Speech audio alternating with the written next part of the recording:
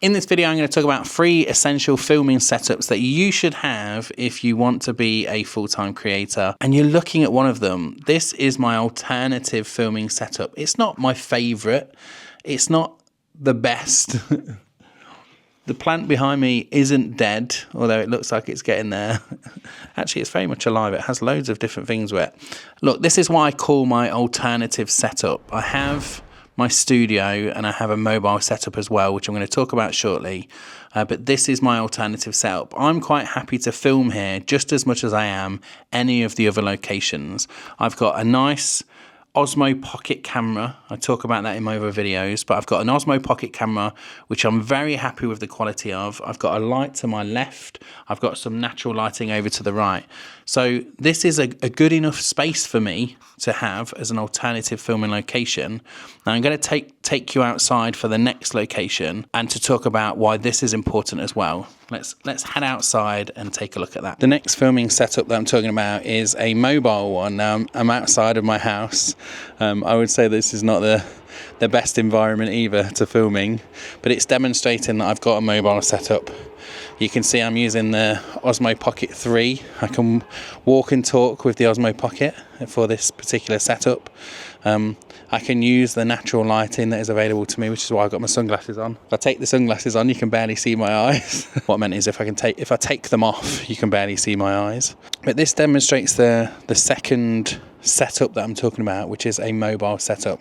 You can use a mobile phone for this mobile setup. It doesn't have to be an Osmo Pocket 3.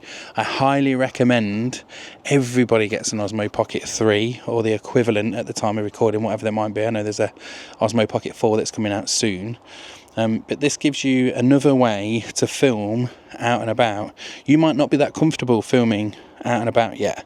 I'm filming in my garden, so there's no one around. But you might not be that comfortable walking and talking and filming out and about, and that's okay. But it just gives you an option to be able to do that.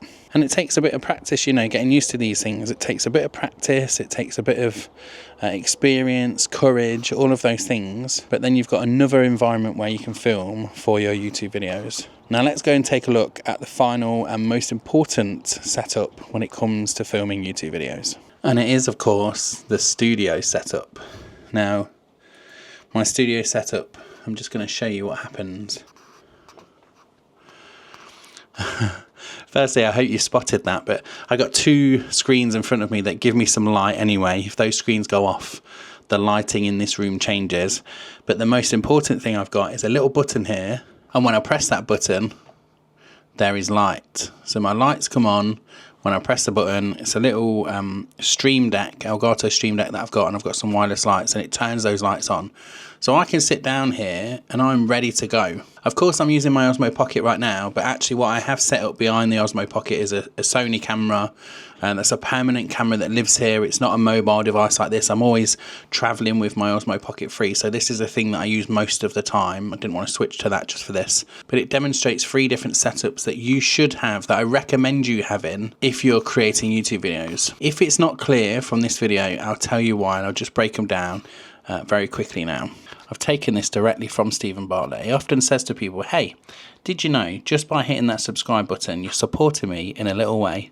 As I've just started this channel, I'd love to know who you are and where you're listening from. So hit that subscribe button and then drop me a comment to let me know where you're coming from. Back to the video. So I'm going to give you 5 reasons why you should have these different setups. Number 1 is flexibility for different types of content. Some videos need polished look that you get in a studio. Think about Diary of a CEO. So Stephen Bartlett runs Diary of a CEO, where you see the podcast and it's delivered in this studio environment. It's not actually a building or a studio they've set up.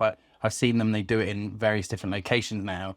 So it's just a setup that is consistent throughout everything that they do. But then he also has Behind the Diary. And if you go to look at Behind the Diary, he's using the mobile setup that I talked about. He's wandering around the office.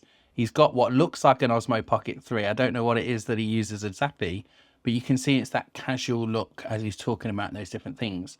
So even in the content that you're watching often, you'll find these different setups that people are using with their YouTube videos. Number 2 is that it keeps your content visibly fresh.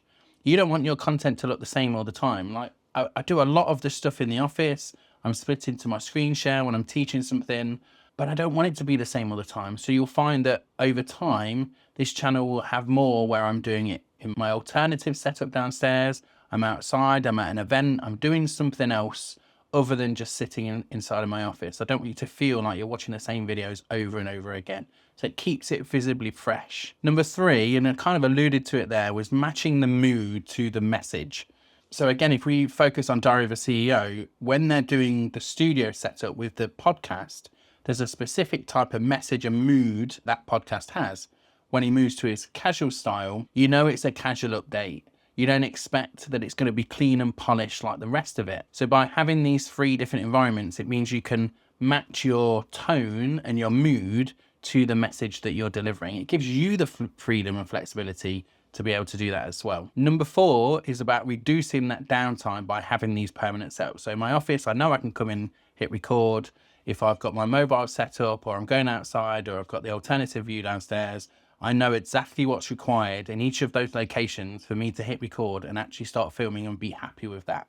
So I talk about energy all the time and being in the right energy.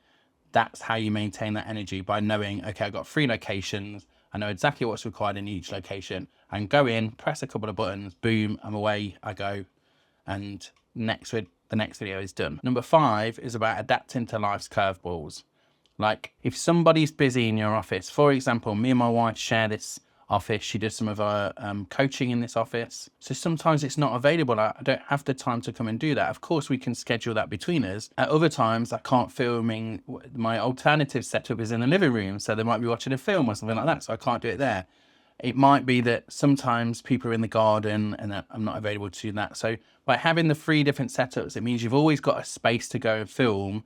Not all of those 3 places should be occupied at the time. So it just gives you some flexibility in terms of downtime, really. So doesn't matter what situation is, I can always get a YouTube video done, even if it's not the specific video that I wanted to do at that time. I might just have the garden free, so I can go and do a casual behind the scenes kind of video.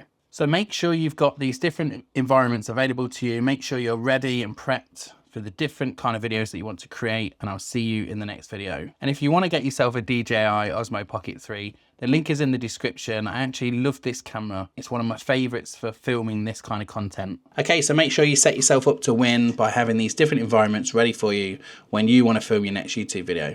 My name's Matt Hughes, King Video. I'll see you next time. And don't forget to click on one of these videos, because you're bound to find something that you need next.